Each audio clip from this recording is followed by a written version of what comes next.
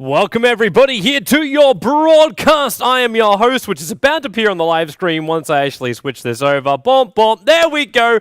Welcome everybody here to your broadcast for the D2CL for this evening. I am Toby1. I'll be taking you through our doubleheader we have going up tonight. Both teams, both matches will be a two-game series, as always it is for our group stages here in the D2CL current season. We have Alliance, the ones doing their doubleheader. They're starting up against the Russians. VirtusPro not been having the best time of late, but they will be trying to give it their all this evening up against Alliance. And then coming up after this, EG will be playing up against Alliance. So some great Dota coming your way. Let's get ourselves into the game, because I know that's where you want to go. So the draft is already underway. Alliance will be on the dire side here for game number 1, and we'll have VirtusPro over on the Radiant side for this matchup. Reminder too, we do have the new patch. It is all live and up running. In fact, just because of that, I'm going to switch myself over right now to the Dota 2 site to make sure I can check out our wonderful blog that came with the there's my changelog. There's my changelog.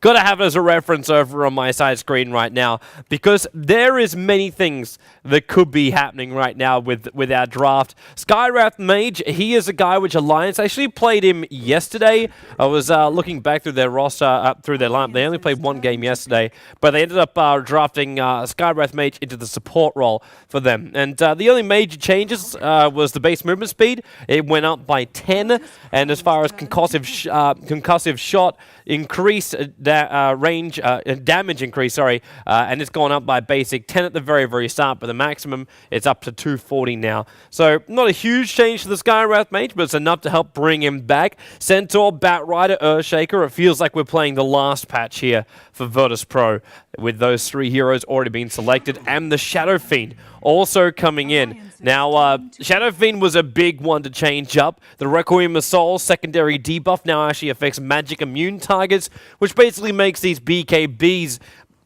ineffective, and that was really the big thing of the last patch. It was all the BKBs being not even worth buying. I don't know if Ice is trying to get people to buy things again, like Bloodstone, and then again, some heroes pick that, but to pick Bloodstone up as a core item now as opposed to the BKB, either way, he won't be appearing in this game.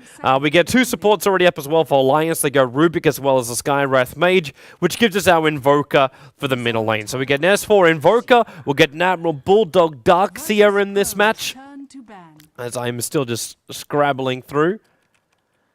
Darkseer, there was just a Wall of Replicate change. That was basically it. There was nothing major change to him. So everything appears to still be the standard meta. I was actually asking Leonard beforehand. He hasn't replied to me yet. I kind of hope he does do so at some point.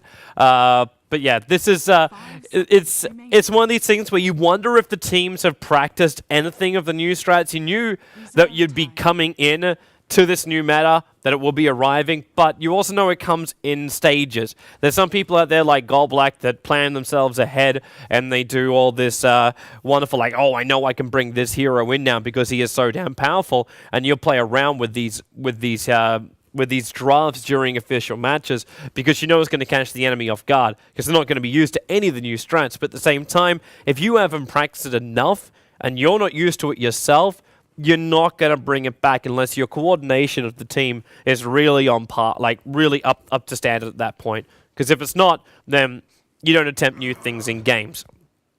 Jottam, in fact, is just believing Alliance isn't doing anything new. An old classic Faceless Void. They did actually change him with the turn rate was changed on the Faceless Void. Makes it a lot better during his ultimate now. None of this wait to actually turn, and then you can start running like a maniac. It's just like, can't actually, he's like Sloth from Full Metal Alchemist Brotherhood. Really good at speed, but really hard to turn. Or actually stop in that case. And the Disrupt will be banned out by EGM. A little bit concerned about the overwhelming teamfight potential which is coming out from VirtusPro, and rightly so. Alliance have a lineup which is just meant to just control and zone out. That's this lineup in a absolute easy sentence words. Darkseer, the Iron Shell for the offlane, is just going to keep back whoever. If it's Darkseer versus Centaur, Darkseer will be happy with that. Double Iron Shells. Admiral Bulldog shaved himself a great time. Rubik Skywrath Mage, ganking combination. Later on will be the perfect silence and control with slows added into it as well. So wonderful combination from the Skywrath and the Rubik. The Invoker is going to be a global kind of guy that can team up with them too without having to leave his lane, which means they just need one last hero. And this one, well, if they want to get massively greedy, they could just go in for something like a Spectre. Faceless Void was banned out, but I'm just thinking about that global jump in wherever Skywrath and Rubik are trying to hunt. That's one way to do it. But Alliance really have a choice of anything. They could do anything for their hard carry right now. The bans out really hasn't limited them at all on that one. It's only the one ban of the Faceless Void. As VirtusPro get their final hero, so the Shadow Shaman. A couple of hexes, and that's basically all the shebang. Obviously, you got some burst damage there, but Shadow Shaman for me is a real concern. Like Skywrath Mage, Sky has started actually moving. Like you would think Skywrath Mage would have moved faster from the very, very get-go, considering he does move with wings, but turns out he was a slow one. There's our Spectre for Alliance, so it appears like I've actually drunk my meta juice this morning, and I'm feeling pretty damn good, managing to get my calls right. So Loda will be the one taking up that role as the Spectre. No surprises whatsoever coming out from either of these teams. The only one which is slightly interesting is just the SF pickup, and that was with his recent changes. But you'll notice too the Alliance lineup, they're not a BKB lineup. Invoker can get one, but at the same time with this support combo of Alliance, Invoker can just go Blink Dagger, Force Staff, move around the map, and not feel like you've got to always stay in your lane. Then you wait, well, BKB, middle of a big team fight kind of thing. This is a pickup lineup in the early stages for Alliance, and then it moves into the mid game power with the hopefully, if Alliance do well, a high level Invoker and Darkseer, and then the late game potential coming out from the Spectre, and just the early game presence, which will come out from the Spectre once she's hit level 6. As far as VP's lineup, their major role here. Ooh, that's a nice set. What's he walking around with? It's the EG Shaker set. Very nice setup, John. All right, so we'll have VP. Illidan will be the man on the Shadow Fiend, so normally hard farmer bottom lane, and it looks like we'll have nothing different here, as we will be having on the bottom lane. We will be having the SF down there. So it's safety farm for the SF. The Earthshaker. Interested to see how Jonathan's going to approach this, considering he's got 4 clarities. And now remember, too, the changes happen with the Earthshaker Fissure, which means you can basically block the creep wave back, but it won't move away. So I'm interested to see just how Jonathan's going to approach this 4 clarity Earthshaker, because he is looking to do some pulls. This is the new patch, though, so it won't work. Or at least not in the way it used to. Smile will be the off-lane Centaur Warrior. Last time I actually got to cast VirtusPro with their off-laner, they were playing a Brewmaster for the Centaur, and there was some major problems. And the primary problem he had as the Brewmaster was there was no levels. There was no levels to start with, and then it turned into a bigger problem in the later portion of the game, which was the fact that there was actually no farm. And with no farm and no levels, you can imagine how it went down. You had a Brewmaster with no Blink Dagger and a very, very late ultimate. So with that happening, yeah, there was just no joy to be had. That was that game. I don't want to really remind all the VP fans of that one, but yeah, that is what happened. All right, there you go. One early fissure. Oh, I like the effect too. Custom effect. But yeah. Doesn't really mean much at the end of the day, just one quick fissure. It does mean that Jonathan already has to burn through one of his clarities, and he's not blocking the creep wave off. That's the other part of what's happening here. Sorry, I'm just double-checking some things over on my side screen, which is why I might appear to be a little bit distracted. Bottom lane, Admiral Bulldog. This is really not the lane he wanted to be going up against, mainly because Illidan, he's capable of... yeah, I thought something was wrong. It appears our channel is offline. And I don't know why.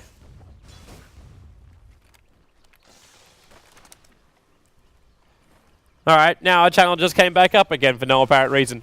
Well, it's a good thing we're recording locally. And it's funny, somehow I still haven't missed First Blood.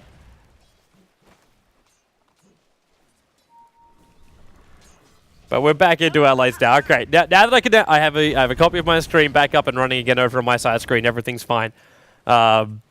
Smile is running out in the top lane, so going to get the concussive shot on him to start with. And this is just Arcade trying to zone out the Centaur, which is a wonderful thing to do for a Skywrath Mage. You got, like, the movement speed is not too bad here on the Centaur. It's just basic brown boots. on the Centaur, as now we even have connection problems. Steam was having some problems before. Okay, it appears it was just on my end, that on both the different internet lines we have here, that our stream went down. I guess provider in our local area had some troubles. But yeah. I'm getting word from others saying that they're absolutely fine. So, yeah, don't know what happened with that one. Either way, we have ourselves our disconnect to reconnect in. All right. We'll get back into this. But back to what I was talking about with the Skywrath as well as the Centaur. With concussive shot, the way it works, Smile, there's just very little advantage you can gain inside the lanes. All right, we're back inside the game now. And hopefully that's going to be our last drop that we end up having. Yeah, but up on top lane, Smile. He knows he can't do anything here. The Skywrath can zone him out too easily, and this wasn't even concussive shot. He was throwing out the original Arcane Bolts, which is just a low mana, easy to spam nuke.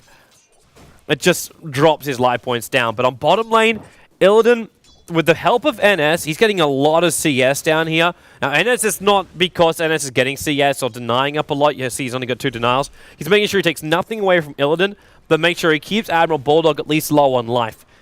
Surprisingly, though, Admiral Bulldog has still got himself both a salve as well as an extra set of tangos there. So he hasn't really been spamming out much at all.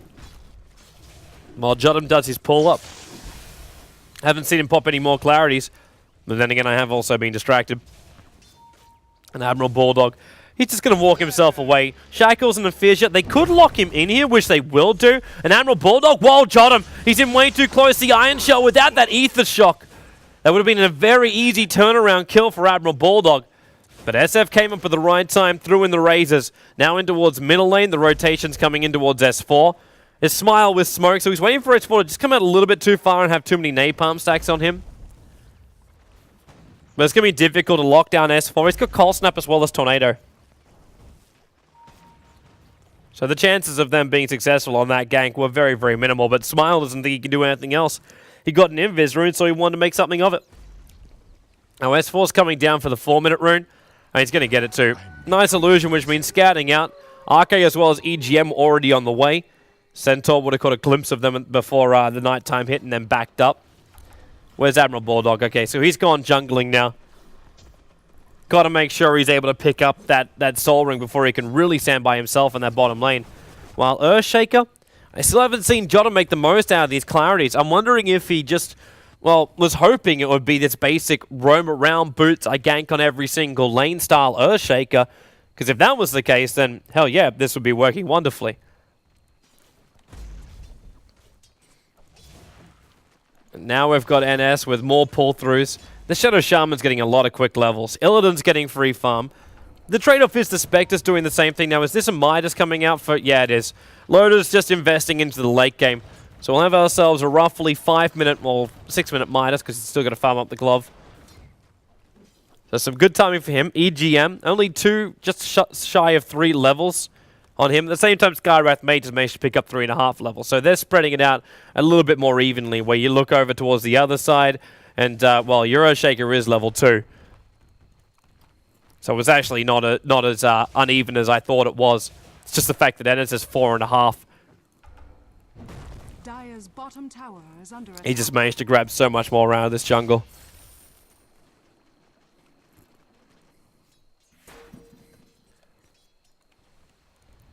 How's Jodam dealing? I don't understand what this Earthshaker is really meant to be doing in this game.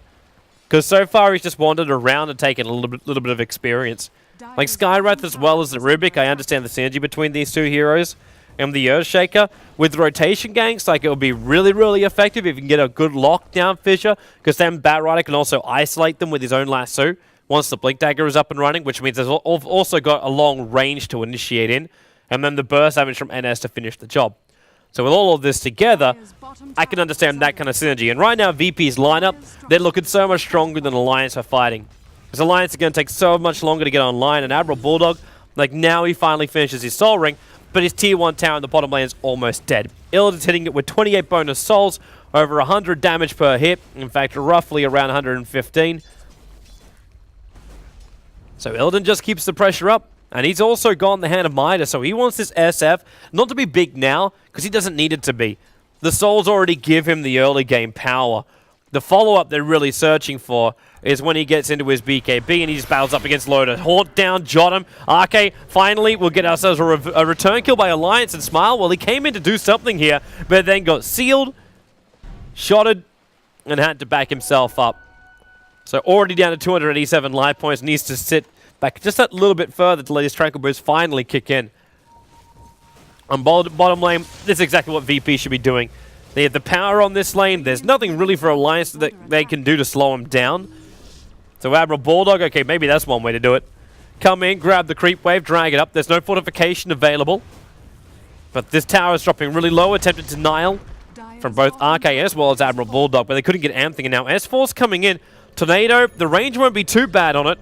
As NS is TPing out, does he get it right? Is he going to check? He actually throws it down, but they found NS. They cancel him off. There's your lasso. Fissure onto 3. 2 Razors doing some serious damage there from Illidan. There's S4 burns inside the Firefly, and RK has no way out here. It's going to be a double kill for Sergey God as Admiral Bulldog runs away. EGM also still on low life. Flame Break going to push him back down again. There's still more sticky napalm. Try to slow him down. If Illidan, max range race, you've got it. 3 euros for Alliance go down, and VirtusPro are now sitting 4-2 in this game. Loda couldn't come to help him out. He already used his Haunt to secure the kill up on top lane. And even now, he doesn't want to come into a fight like that. The SF will destroy him. You saw how much, like, when they had the 3 euro group up just here in this area here, SF just sat back, threw out the raise. And Alliance, they lost so many life points with just those quick raises on 3 heroes as well.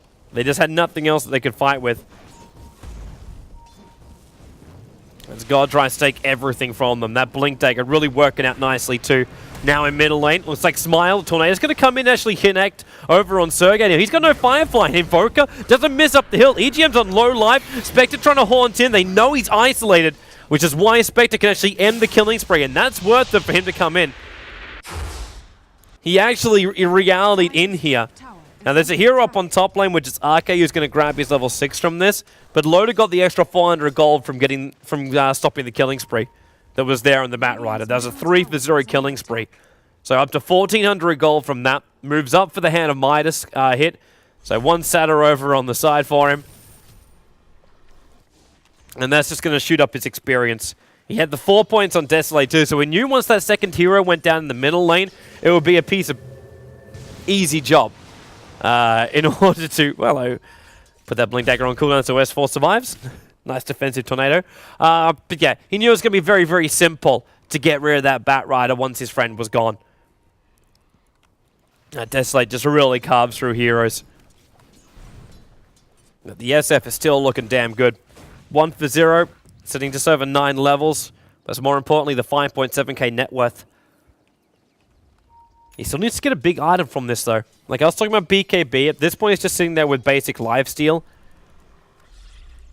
Which means if he can't keep his space up and make the Tandemitis work, they could find themselves with a dead hero. Now, EGF's been surged up. The smoke's going to reveal, so they know someone's up in the ancient area. And that's why Illidan's backing up. There's no wards looking for this.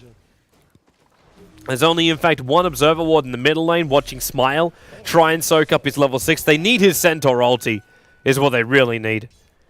Without that Centaur ulti, they don't really have that high movement speed to make the most out of the Bat Rider before he's got the Force Staff. Not to mention the rest of the heroes. Earthshaker needs to jump in. There's a telekinesis already with the Arcane Bolt and Seal. They already managed to break free of the lasso. Arcane, he's low on life. We've got to be careful with this. But then again, he's still got Ultimate available. And with NS being cold snapped up, he actually does go down. Now, well, there is a Spectre Haunt coming in through the rear with the Darkseer Wall making some problems. But then Jotum really goes to town, dropping down that Echo Slam. But he will die here. Loda grabbing himself a double kill, both the Centaur and the Earthshaker. And God's forced to blink himself away up the hill. S4 is chasing him. He's going to be able to get this cold snap off, but the fact that Flame Break helps S4 to fight this one. He doesn't have Force Staff available. He already used it to get up here, try and juke it around the tree lines, but S4 takes the kill, and now Illidan going to try and man-fight him. EMP will at least do its work with a Tornado sent up in the air, but NS was coming in behind. Invoker, I think S4 realized after he chased that kill just how deep in trouble he was. He knew he couldn't one-on-one with Illidan, and with his Force Staff on cooldown too, he couldn't just jump himself across to the ancient area in a way. So we had 8-7 on the board. And the upside for VP, well, I'm not going to say there's a real upside from that one, because I still feel with these fights going on the way they are, and the fact that Loader continues to pick up more and more kills during these engagements, is just working against VP. Like, SF is still 2 for 3, 203, which is wonderful for him. Now he cracks level 11 as well. But it's that BKB of his which just has me, like, concerned. When's he going to get it up? Because when it's up, then they got to look to try and fight. When's the Blink Decker going to come in from Smile? I said it last time. He's missing levels and he's missing farm when he runs these off-lane melee heroes. Normally shouldn't be a problem with Centaur. But in this game, it turns into a big one. Top lane. And that's going to go down with Admiral Bulldog right behind him. It's like Loader copped a decent amount of damage too. EGM. Next turn to fight. The ulti goes down. Smile almost walked back into it. Has to use Centaur ulti, try and run away. Actually turns into this. Hoof stomp down. Fisher stole and actually gets the kill.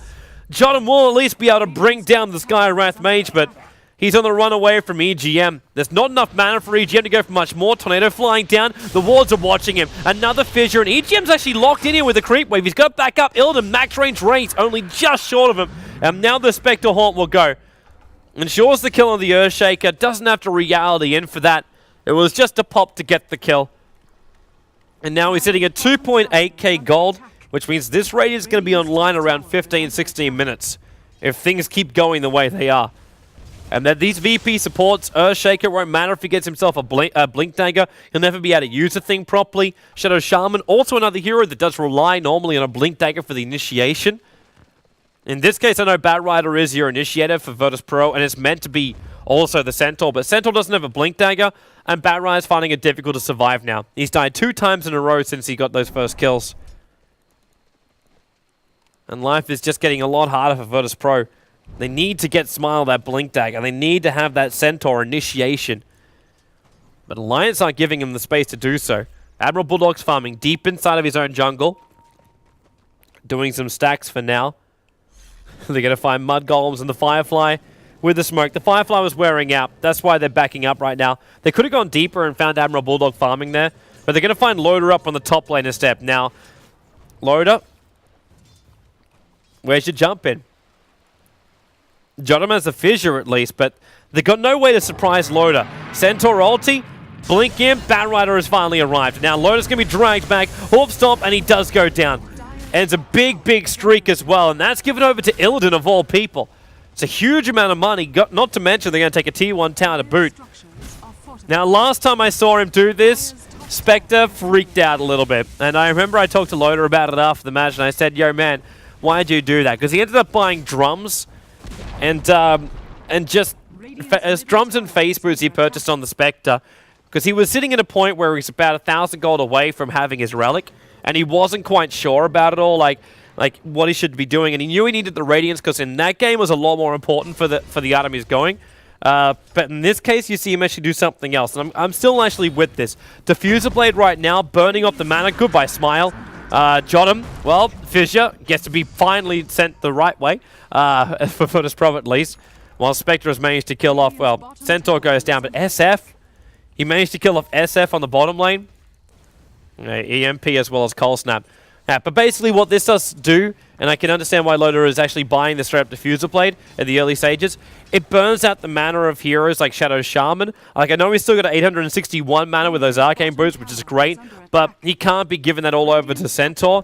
Batrider also, 780, not too shabby. The SF, we'll check how much he's got in the moment.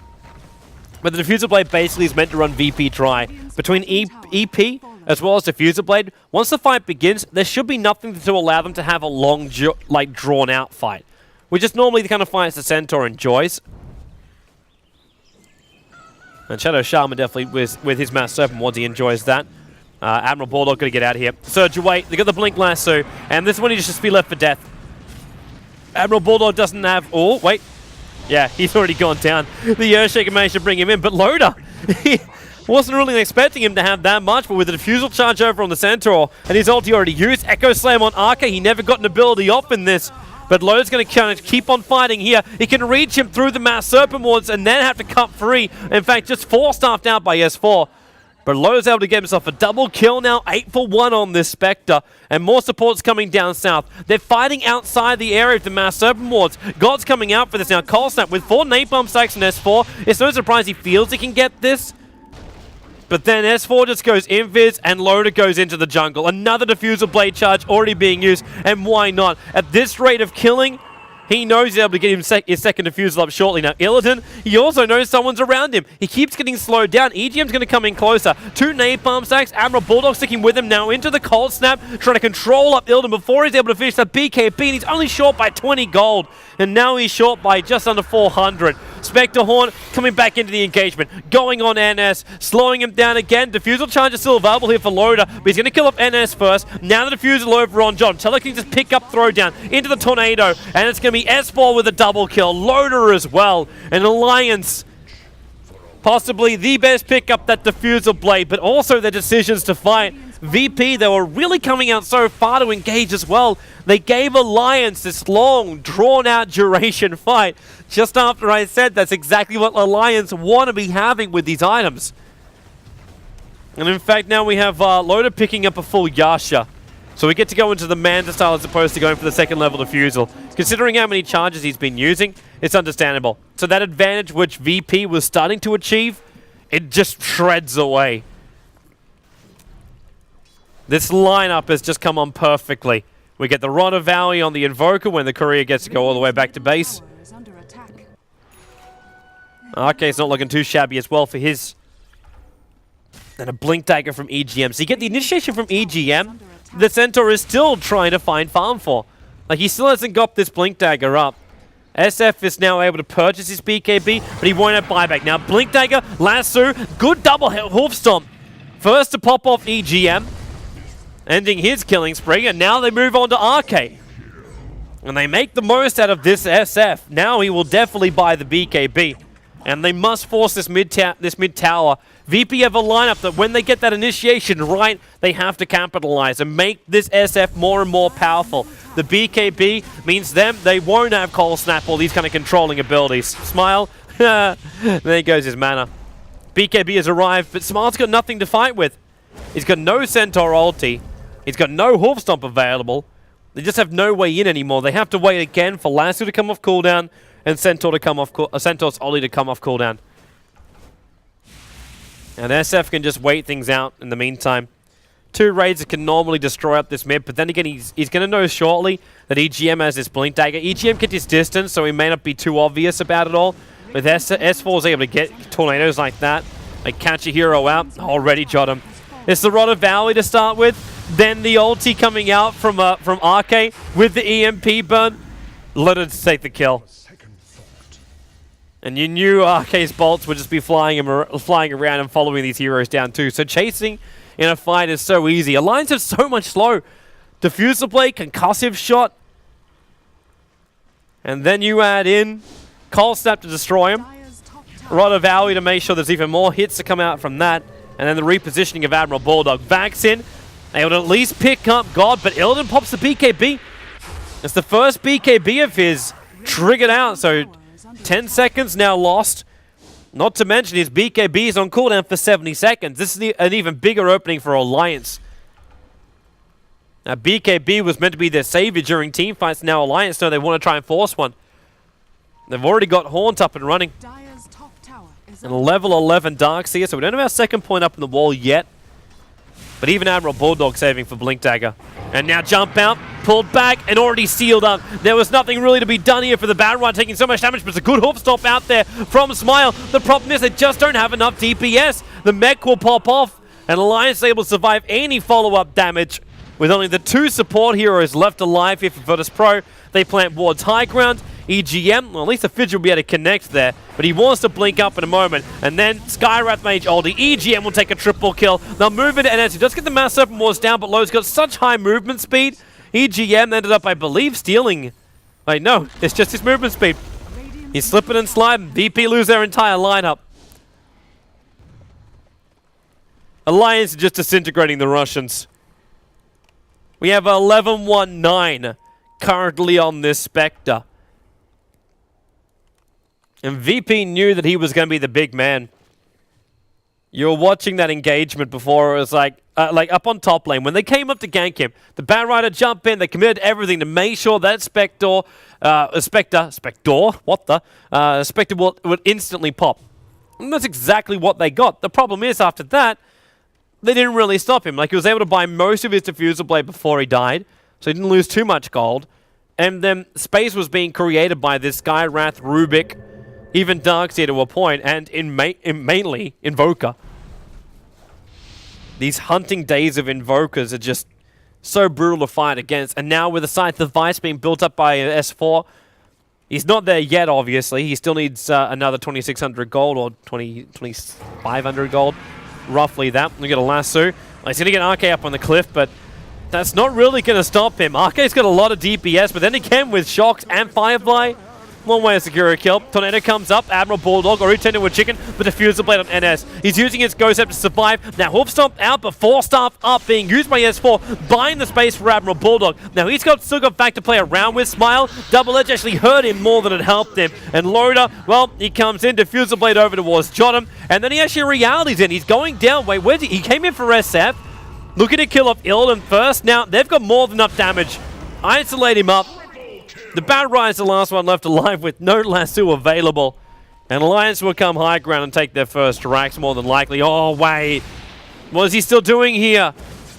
I know there's some low-life heroes, but Alliance, they're going to push the envelope. Blink cut by EGM with the Hoof Stomp, stops the Batrider. Alliance is just playing superb Dota. This is...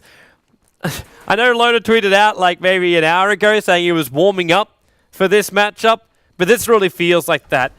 They're just working on playing it together as a team. The synergizing is nice here from Alliance. Their slows are nice too, decision making. Very hard to fault as well. Well, VP, they just lacked the items and levels to really be effective. They never got Centaur up and running early on. Now S4, you see how much he can do. Smile, he can't do anything back. He was controlled the entire time. With Cold Snap, when he came out of that as well, he couldn't Hoof Stomp. Even if he did have the mana for it, he could never get close because the Rod of Aoi just held him in position. And S4 comes out of nowhere. He's running around with high movement speed, 4 staffs in, you're not expecting it. And then you've got the extra support like SF.